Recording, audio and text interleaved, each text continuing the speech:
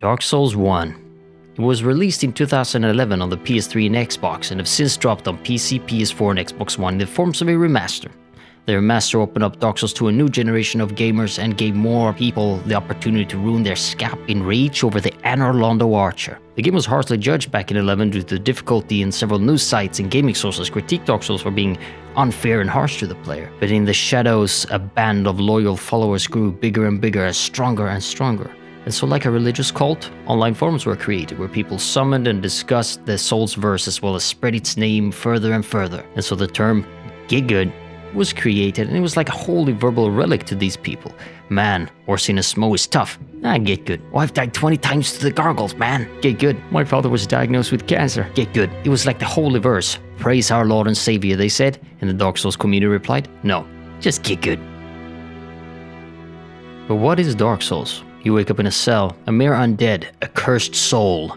A key is dropped into the cell and that initiates the adventure. You must travel to Lordran, ring the two bells of awakening by escaping the hellscape you're locked up inside. You must slay a demon guarding the undead, stopping them from running away, and with the tiny sliver of hope and humanity you have remaining, you manage to break out and slay the demon and reach the Firelink Shrine. Ringing the two bells will awaken Kingseeker Frompt, who will guide the player to the home of the gods, Anor Londo. The home of the hardest duo arguably ever. Let's take a look at the intro and see what explanations we can find for the universe that we now inhabit. Reading the explanation of how Dark Souls was created reminds me a lot of how the Bible describes our world. This feels like a religious text almost, explaining how the world was created from its, Genesis. I will read the Genesis of what's known as Lordran or Dark Souls. In the age of ancients, the world was unformed, shrouded by a fog, a land of grey crags, arched trees, and everlasting dragons.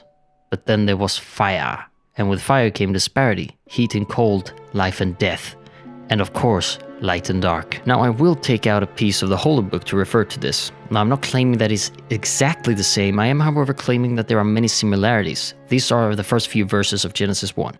In the beginning God created the heaven and the earth was without form and void, and darkness was upon the face of the deep, and the Spirit of God moved upon the face of the waters. And God said, let there be light. And there was light. And God saw the light, saw that it was good. And God divided the light from the darkness. And God called that light day, and the darkness he called night. And the evening and the morning were the first day. Now we can see a clear similarity between the obsession over light and dark, signifying what I think is good and bad. We can also see that before the age of light and dark, both worlds are relatively empty. A lifeless Lordran with the exception of dragons, only arch trees and crags. A dark and grey world much like our own Genesis, but where they had everlasting dragons and a foundation, we started at zero. Perhaps there was a time before the dragons in Lordran, or the term everlasting signifies that there has always been, which is yet another hard concept to grasp, but it is one thing that makes this world so mesmerizing. And the rest of the creation of Lordran goes about like this. Then from the dark they came and found the souls of the lords within the flame. Nito, the first of the undead, the witch of Izalith and her daughters of chaos, Gwyn, the lord of sunlight and his faithful knights, and the furtive pygmy, so easily forgotten. The strength of lords they challenged the dragons. Gwyn's mighty bolts peeled apart the stone scales. The witches weaved great firestorms. Nito unleashed a miasma of death and disease, and Seath the Scaleless betrayed his own, and the dragons were no more. Thus began the Age of Fire, but soon the flames will fade, and only dark will remain. Even now there are only embers, and man sees not light, but only endless nights. And amongst the living are seen carriers of the accursed dark sign. Yes, indeed, the dark sign brands the undead, and in this land, the undead are corralled and led to the north, where they are locked away and await the end of the world. This is your fate. It is pretty interesting that you can draw parallels between our universe and theirs. Perhaps one thing could be that God in our universe will punish humans for their disobedience and reducing their power. Adam and Eve were tossed from the God's garden for disobeying him, reducing them to mere mortals. Furthermore, humans' lifespan was shortened as another punishment later in humanity. Meanwhile, in the Dark Souls universe, a clear red line is the abuse of power. Maybe if the gods punished the forces of evil for disobedience, the world would not have gone dark. Maybe the Lord of Sunlight would not lose his power over Lordran if disobedience was punished like in our world. I think it's an interesting observation. Furthermore, this is interesting since we will meet these lords throughout the storyline. Nito, the first of the undead, at the bottom of the Tomb of Giants. the Witch of Izalith's daughters, Quailag, and a secret path through the wall leading to her sister, whom is found embedded into the wall. She's also known as the White Lady and offers a number of services, among them a covenant that requires you feeding her humanity in order to progress through. It is said that feeding her enough humanity will have her limbs moving more and more. Perhaps she's weak and the humanity gives her strength. More than that is just pure speculation. You can easily kill her too. She's too weak to be a boss unlike her sister, and her death will provide you with a Firekeeper soul. I will get into the other party members more, but that will come as I come in personal contact with them. Briefly on another powerful individual mentioned, the one and only Lord of Sunlight Gwyn. The final step to our journey, to choose one of two paths, the Age of Dark or the Age of Light, which will also be explored later. Alright, so let's get into some more gaming aspects of, well, the game. The controls themselves feel okay. I mean, it's definitely not good. It feels like trying to do a wheelie on a motorcycle. Sometimes it comes naturally and sometimes it feels impossible. It depends on how you view it, really. The game overall has a clunky feeling to the controller, and many times you will have to slow down your button presses and timings in order for the action to register. For example, if you want to do 2 rolls in a row, the movement at best is too slow to be able to register at a decent pace. You will have to get all the way up after the first roll, wait a second, and then engage the next one. Whereas in later installments of the franchise, predominantly Dark Souls 3 has improved the feel of, well, specifically the fluid movement. I do however feel like it was on purpose. The game after all is all about timing, and being able to constantly spam rolls was seen as improper the first few games. Then Dark Souls 3 and Elden Ring came along and showed that it could feel fluid and smooth without compromising on the timing itself. Dark Souls 2 helped in showing that all you need is a stat and you're good no matter what. Yeah. Dark Souls 2 somehow always gets shit on every time. I cannot help myself. I had a great issue with dodging when it comes to targeting an enemy though. Sometimes when you target an enemy, the direction of the dodge gets funkied up big time. You can literally hold the left joystick backwards and it rolls the character forward or to the side. And getting hit while this happens feels absolutely nightmarishly infuriating, since Dark Souls has zero tolerance for incompetency, and I take responsibility where responsibility is due. But Jesus, don't make my controller the main boss of the game, because I will no doubt smash that bastard to shit. Aside from the combat, sprinting and jumping, I know you knew this was coming. Jumping and sprinting is the same button? Well, allow me to elaborate. By holding B or circle on the respective Xbox or PlayStation controller, you sprint while holding it. While holding it and sprinting, you can tap once quickly in order to initiate a low altitude jump. A very, very low altitude jump, may I add. So let's say you're sprinting and all of a sudden an enemy appears in front of you, shooting an arrow at your face, and you quickly tap the B button in order to roll under. But instead you jump straight off the cliff. Well, that is AIDS, with all due respect. Now I think that you can change the button mapping in the remaster version, which I am playing on, but I realized it's a bit too late. I'm actually lying, I never bothered to fix it actually. I was too busy rushing back in anger to where I had just died.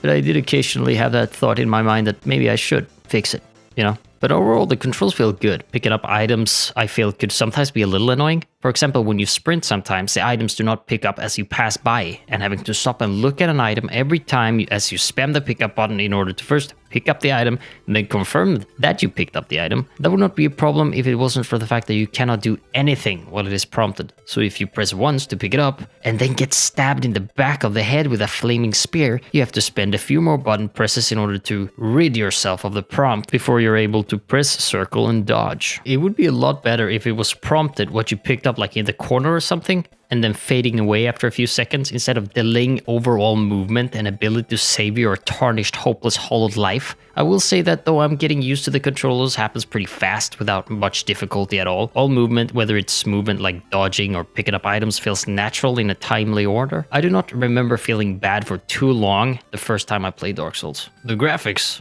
well, defending Elden Ring was easy enough, but this time I'ma have to give it to the haters. The graphics are shit, let's be honest. For the first time it was alright, probably. Maybe they have aged, like sour milk. Some areas, like outside Duke's Archives in the forest section, are surprisingly bad. I remember walking around and the ground looked like someone had taken a picture of spinach and made a texture out of it. Trees grow out of the ground. Growing is a very generous term, since it looks like they are just there. No roots, no 3D grass sticking out, no dirt patches, come on. However, sometimes the lighting can save an environment. For example, past Quailag, by Ceaseless Discharge, the lava glows and gives the environment a menacing look, and in fact looks kind of badass. And yes, I will not make a comment on the fact that it's a boss called Ceaseless Discharge, and his boss fight gave me one as well because it was so shit. However bad the graphics, I will say that the vibe is really the spirit of the game. Even though the graphics are questionable, and you quickly realize that in most cases the spirit of the game saves it. You can immerse yourself in the game without the graphics. For example, Firelink Shrine has a peaceful and safe feel. It even looks like it, despite the fact that if you were to look at the surface textures, you'd probably be pretty disappointed. Dark Souls is a prime example of graphics does not matter. When a game sucks, graphics can be a bonus. For example, Call of Duty sucks, but damn, it looks gorgeous. Never heard that statement around Dark Souls though. It is because the graphics really does not matter when the product is good. Who gives a fuck about the box the diamond comes in, right? Right? When it comes to following a laid out path, it is one of Dark Souls' strongest aspects. Nothing is really straightforward, but it's not too hidden either. Am I gonna shit on Dark Souls 2 again? Yes, because I cannot help myself. Sometimes, Dark Souls 2, you would have to fight through the entire map and complete an objective just to return to some obscure point of the map that you already passed by in order to continue. Dark Souls 1 does not have that issue. It is many branching paths offered early on from Firelink Shrine. It does not give you a path, have you go all the way to the end, and then have to figure out where on the path you already went on you have to go in order to continue. Do I make sense here? What I'm saying is, you can pick a path whether hard or easy. You can get your ass whooped in the Tombs of Giants early on in the game, or you can choose to return later, when you have buffed yourself up a bit so that you will be able to handle the abuse. Not only that, but if you don't listen to the NPCs or follow the story like me during my first playthrough, you will still find the way. I use the mentality, if I have not seen this before, that means I'm on the right path. And that really works. Dark Souls does that great, leading you without telling you where to go, because wherever you go, it will most likely lead to the right path. You might be early, you might find an item early, but it is still not for nothing. The only place I regret going to early on, before unlocking the bonfire transportation, was Ash Lake. Just talking about this gives me anxiety, so I cannot get too far into this, but if you know how long it takes to get there, just imagine trying to get back. Climbing through the depths down to Blighttown's lowest level, walking through a poisonous swamp, fighting death toads all the way down to the lowest levels of Lordran, running for miles on a beach in Ash Lake, meanwhile being attacked by hyper-powerful mussels and fucking getting skinned alive by a Hydra spitting water bombs, just to reach a dead fucking end. But there's always one good thing coming off all of that. Unlocking a Covenant, and if you know about the secret weapon behind the dragon, you are in luck. You can somehow peacefully remove the dragon's tail and obtain a dragon greatsword that requires 50 strength to wield, but it is definitely worth it if you play a strength build. Either way, if you have not unlocked fast travel yet, you have to make your stupid way back again, and it takes about 40 minutes, which is a pain in the ass. So go ahead and explore Lordran, but do not go to Ash Lake yet. Dark Souls has plenty of good areas. The game is vastly interconnected and feels like the world holds together physically, unlike Dark Souls 2.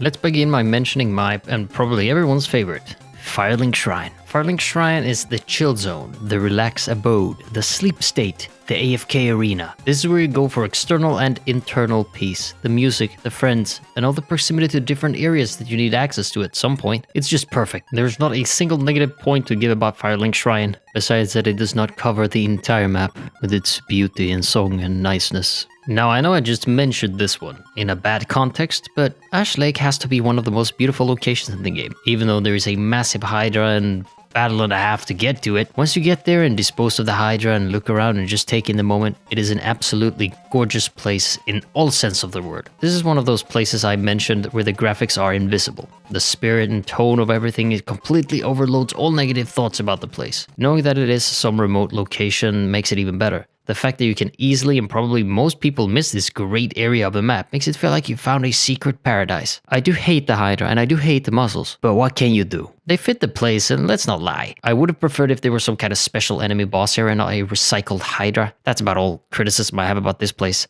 Beautiful. Now this next location is mesmerizing in its own little way. This is how you implement the grass and trees, unlike the spinach mess of Duke's Archive. This is a deep root garden. It has a slim lighting and much vegetation and snappy movement from the plant NPCs. It's just terrifying, along with beautiful place to take in and perhaps invite Michaela on a date in the forest. The glowing flowers, high trees, foggy atmosphere and cloudy night sky makes this a perfect location with what it is trying to do. A mystical forest where cats talk, trees move, butterflies barf rays of light, and husky dogs fight with swords. Along that, there's a unique enemy here that makes me giggle a little bit. If not for the fact that trees with arms and legs come running running at you as soon as you enter this cat-like thing would probably surprise me a bit. They look hilarious with their large mouth and tiny little fucking head. I just want to smash them to bits and cuddle with them at the same time. They're so fucking ugly. They're so fucking ugly they become cute in some way. They have also implemented Sonic's combat training regimen and is effective indeed. They just roll and occasionally scratch and bite, but since this is Deeproot,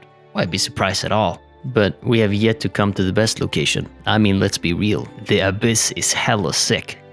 I'm just kidding, but those are the 3 probably my favorite locations of Dark Souls 1. And Orlando and Undead Parish are also cool, however, they are not good enough to reach the top tier list in my opinion, which is what it is. Let me clarify Soul stance. It's just my opinion, so don't come after me, okay? With all good comes bad. It's like yin and yang. Without good, there's nothing bad, and Dark Souls encompasses all of these familiar traits the Japanese taught us. Was it the Chinese? I don't know for sure. Let us begin with a fucking terrible place to find yourself at any point during any day of any hour. Sense fucking Fortress, baby. This sucks. Enemies everywhere, throwing lightning, poison traps, and ganks around every corner of the store. This place is the definition of going through it. Every time I reach this point of the game, I get anxious because I know what I'm in for. Sometimes you go in through fast and easy, and other times it just won't work. It's like a rusty door hinge that won't budge. This fortress certainly needs lubricant. It is dark and unforgiving, using hidden bonfires, easy to miss, and difficult items to get where you require risking your life for a key that unlocks a shortcut to this place. It is super unforgiving, and it's a death trap. And since we're on the topic of death trap, this building is built like a Jewish training course in Nazi Germany. Everything is trying to kill you, and how these lizards manage to live here is beyond me. Poison arrows, pressure plates, spears shooting out of the walls, scythe fans swinging and swiping. What a horrible nightmare to behold. I hope that I will never have to do this again, but let's be real, I probably will do it again, and voluntarily at that. And next up, Crystal Cave. What a fucking nightmare. Not as bad as Cez Fortress, but this place sucks. Invisible paths, powerful enemies, and a long way to go without a bonfire. Make sure that you packed your fucking lunch, and in that lunch make sure to bring a purging stone, because the boss at the end of this path kills you with a curse. Which means that until you get your slimy little hands on a purging stone, your HP will be reduced to half. Enjoy that shit sandwich, loser. Although I will say, it barely made it on the list since it looks really good, and in all honesty, the paths are laid out pretty obviously despite being invisible, and enemies aren't spammed everywhere. Unlike the next one, I hate this location with all my heart. Let me introduce the Lost Izalith. Now, what the fuck happened here? This location looks like a latch-ditch effort to ruin the game. I mean, there is nothing here worth saving. Not the boss fights, not nothing. Well, there's this cute squid creature that likes hugging out, but other than that, there's nothing to save. Enemies placed in random locations and lava constantly burning a new soul in your new sandals. This place is the least welcoming vacation spot in all of Lordran. And at the end, well, need I say more? The bed of chaos. I regret to inform you that we will see a return to this topic later, but the textures bland, legs. Why are there so many legs? Like, why? This is the only part that really makes no sense at all. Did every dragon in all of Lordran decide to leave their lower torsos down here? Or is it their upper bodies of the dragons that are tired of the legs tripping over the impassable vines laying around everywhere? Who the fuck knows? I do not care to find out. Not only that, but the bonfire is AIDS. I will return to this again. So those are the good, bad, and the Lost Izalith locations. When it comes to weapons and gear in Dark Souls, it has great variation. From different armors to different weapons to different spells and tons of other items that can be infused with respective gear. Some armor sets are received by finding them, others can be obtained through murder, and same goes for weapons. Gear can be upgraded with different types of shards and stones such as Titanite shards, which are probably one of Dark Souls' most recurring elements. Now there are different types of Titanite for different types of weapons. There are Twinkling Titanite used a lot for magic type weapons and Green Titanite used for, well, green Titanite weapons I guess. Now Titanite can be obtained through, well, much like gear through discovery and murder. There is something called weapon scaling, which means your weapon's power increases with some stats. For example, there are weapons that has a scaling in strength, which means the higher strength you have, the more damage the weapon will apply on top of the base damage. This is vital when picking a weapon of your choosing. Divine Stat can be added on top of your weapon. It reduces other stats in favor of being able to permanently kill undead skeletons. When fighting Nito and entering the giant's tomb, this will be to benefit you, since otherwise skeletons would jump back up again as soon as they have assembled their little arms and legs. Dexterity is a stat used mostly with lighter weapons and weapons that require, well, what I would call like precision and skill perhaps, like a spear or a bow or a smaller sword such as a rapier. Strength is mostly used with heavy hitting weapons like axes, clubs, and greatswords. Intelligence is stat for people using wizardry things, but let's be real, spells in Dark Souls 1 is like turning on easy mode. No offense. Armor is used for different types of circumstances. For example, are you fighting a boss using fire damage? Well, then I would recommend a set of armor that protects your pork from turning into bacon. In other words, pick armor with high fire protection. The same thing applies for bosses using mostly physical damage. For example, Iron Golem,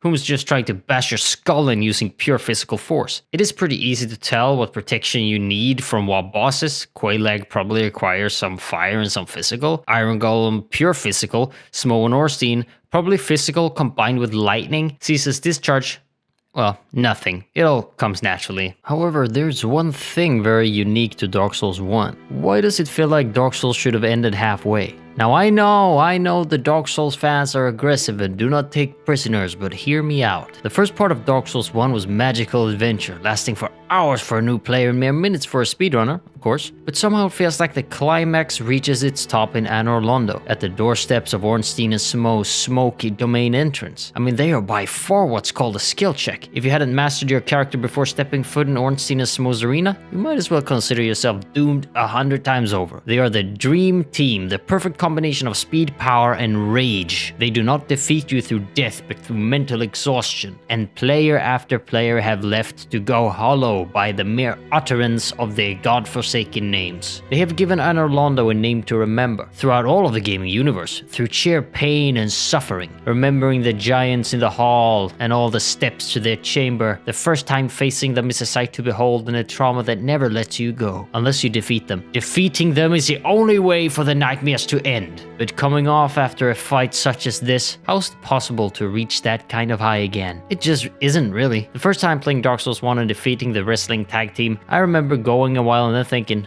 it keeps going. And ever since that moment I realized the harsh reality.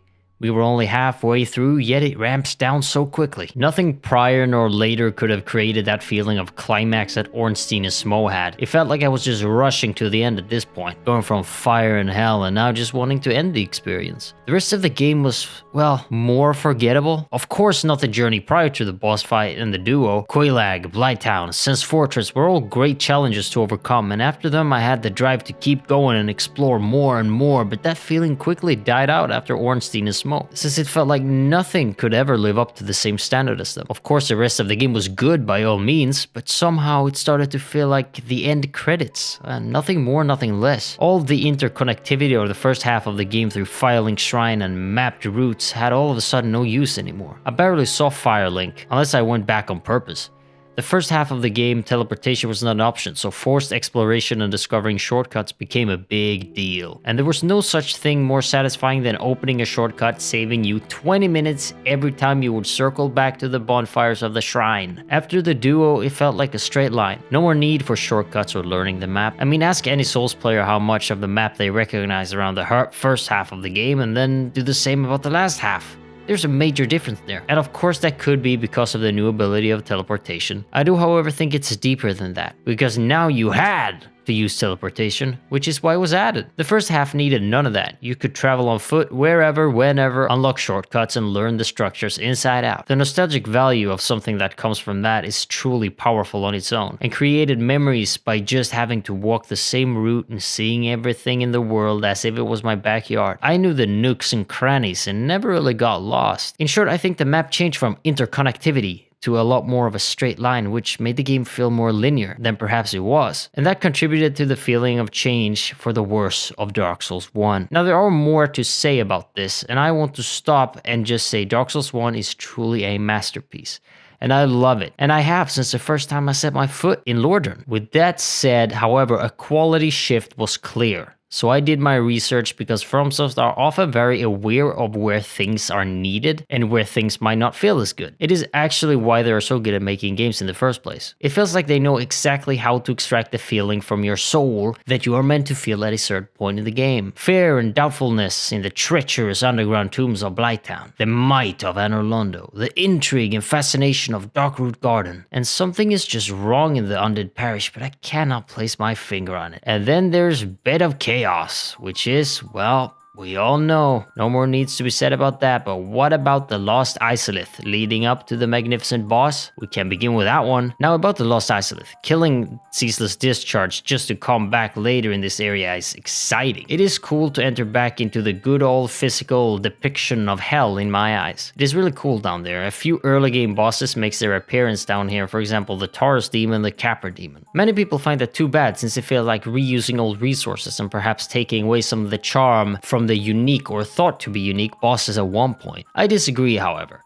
Coming down here and realizing that we are down in hell where monsters roam free, everything down here is so dangerous that a boss fight up there are simple enemies down here. It also makes me wonder how the Capra Demon as well as the Taurus Demon got up there in the first place. Perhaps a gate once 100 or 1,000 years ago opened and hundreds of these stormed out just for one of each to survive and kill the rest of the resistance in the overworld, and them settling down at their respective boss room, resting until the chosen undead turns up. Or did they embark on this adventure alone perhaps? From the depths of Izalith through the Blighttown through the Undead Parish and settle down there. Perhaps they were in the middle of migrating as the chosen turned up and ended their journey. You can make up anything. However, I do have complaints about their placement. When looking over the field of magma, seeing them just placed there, it looks like someone entered in a Garry's mod and just spawned in a bunch of them. Same with the Capra Demon. If they were placed properly in good locations, it could have kept more of that mysterious how did they get to the Undead Parish vibe instead of what in the Lost Izalith happened here. And then there's the Fire Sage boss.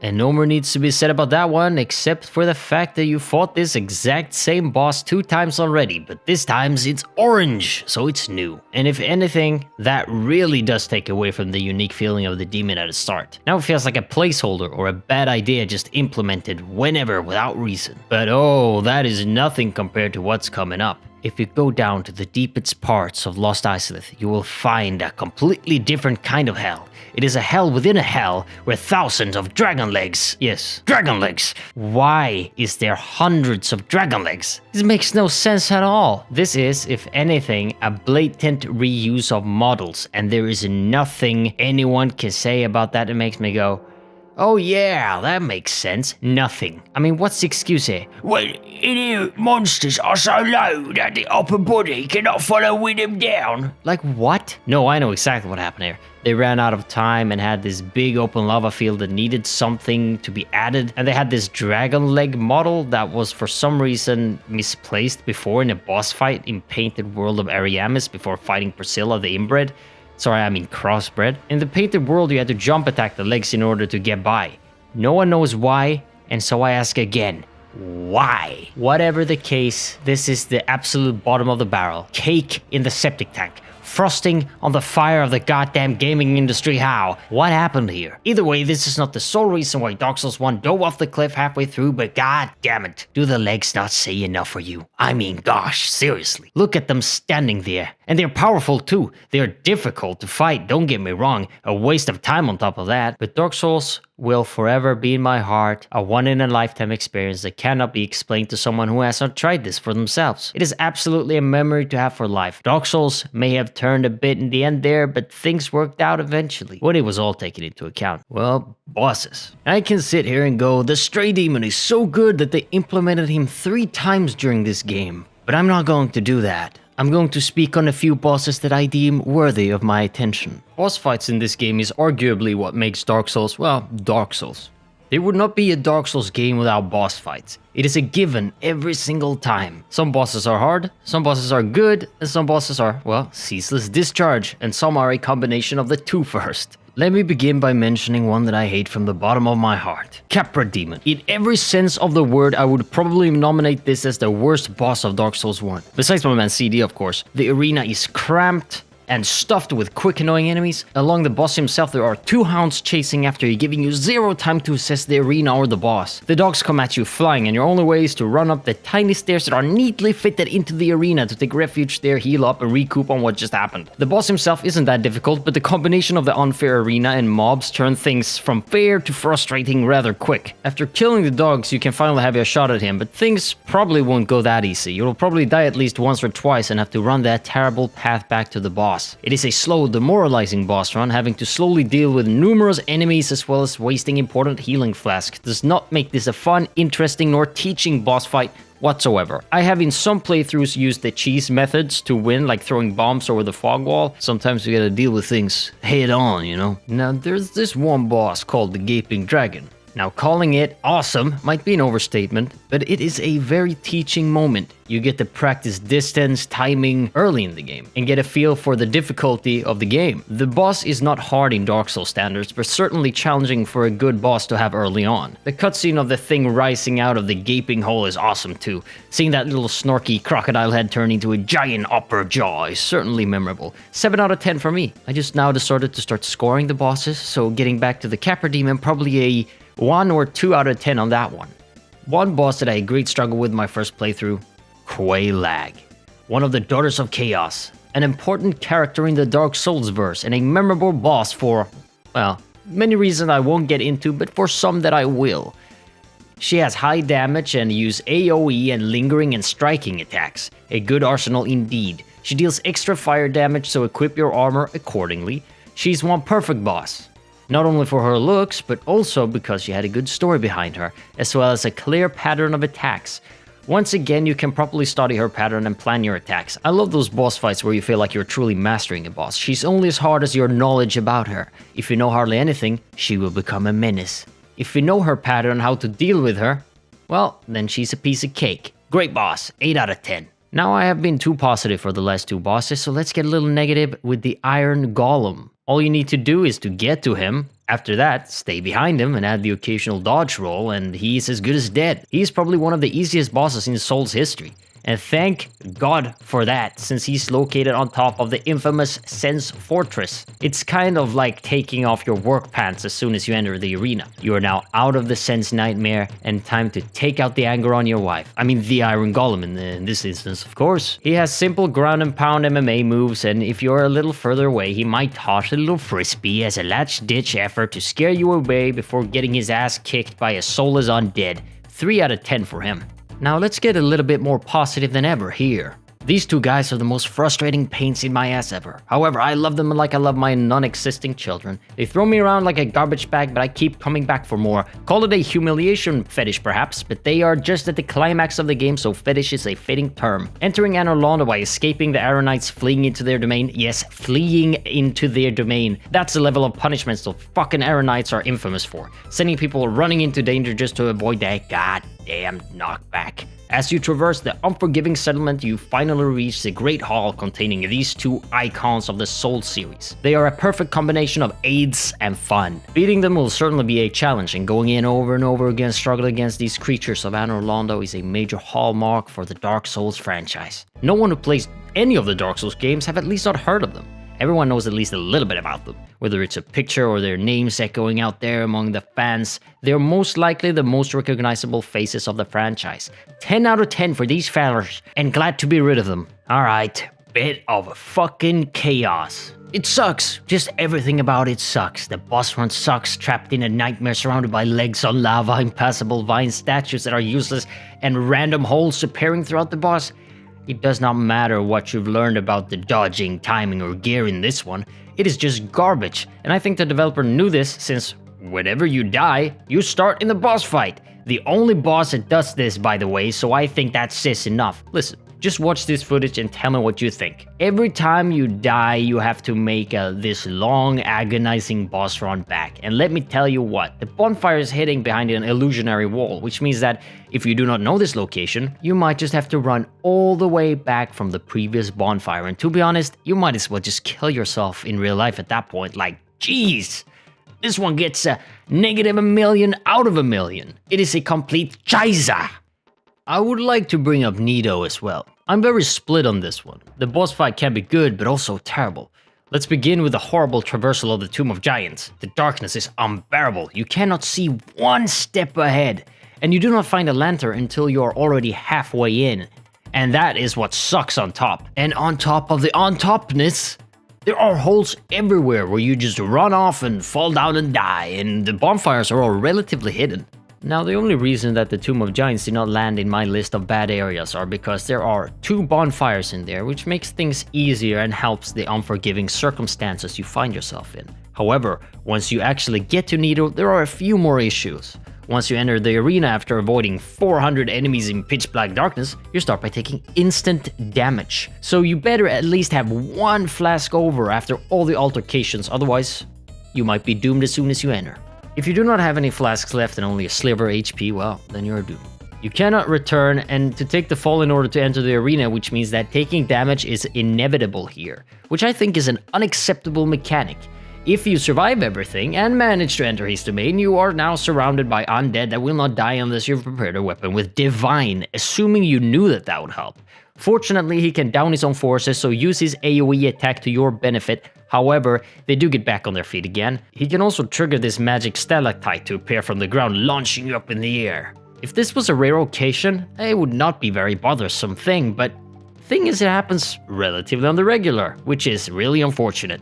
Other than that, I think there's a way to avoid the boss fight overall and joining Nido's Covenant, so I think that's a viable option for some people. This fight gets a 4 out of 10 because it still has its importance story-wise, and he looks hella badass, so yeah. Let's discuss Gwyn, the Lord of Sunlight as he was described in the intro. During the boss fight, he's no longer Lord of Sunlight, but Lord of Cinder. And he has, in the lack of better terms, faded. He is no longer a powerful lord, but a mere shell of his former self. He looks poor and can be easily parried and falls to the ground without much effort. Gwyn is clinging on to the last of his ability, doing his best to remain, but simply cannot stand a chance compared to the new challenger, being the player. He's weak and the sad music in the background only serves to show how diminished he has become. That does, however, not change the fact that I died to him like 10 times, but nonetheless, he is much weaker, and we would perhaps in another time not even stood a chance to defeat him. Perhaps it was Ace that brought him down. Perhaps it was the darkness setting of the light weakening him. Nothing is for sure but the fact that we were the ones to put him out of his misery and put an end to this era of Lordran. Him hiding in his bunker in the kiln of the first flame guarded by his servants could not save him forever, and his safe haven was infiltrated and he was eventually destroyed. Now there are 2 endings to Dark Souls 1. And they both require you to beat the boss and make a decision. One of the endings leads you to the light, and the other one enters you into a new age of darkness. To access the light, you must simply touch the bonfire in the center of the arena, and you are set ablaze as a new Lord of Sunlight, perhaps becoming as powerful as Gwyn himself in his prime. Or you will perhaps take over from where he left off as merely a Lord of Cinder, inheriting a broken kingdom in a world that is slowly being swallowed by darkness.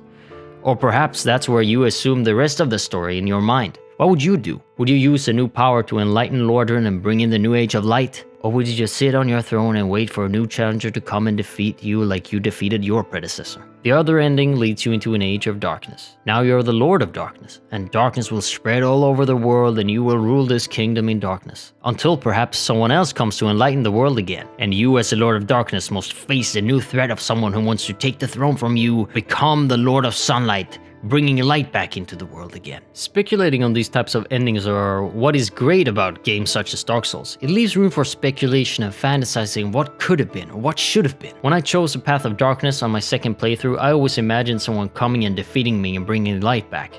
I think the Age of Darkness is such an unfortunate end to this tortured world, and imagining someone clinging to the throne after me and blazing the world with beautiful sunlight again gave me some solace in my decision.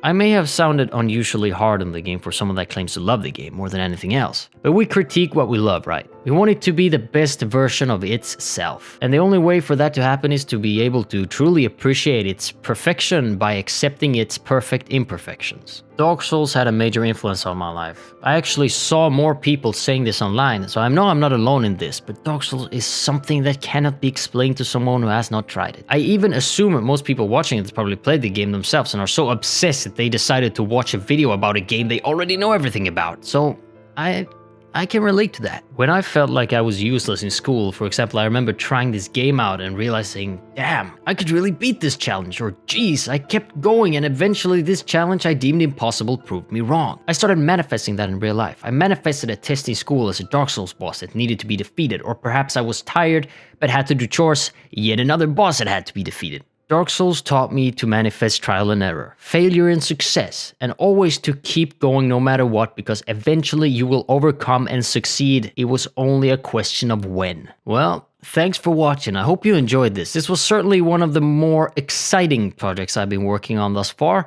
so thank you for just being here till the end. If you're still watching, write the number 4 in the comments section after your initial comments so I know that you really did stick around to the end. Thank you, people, and take care.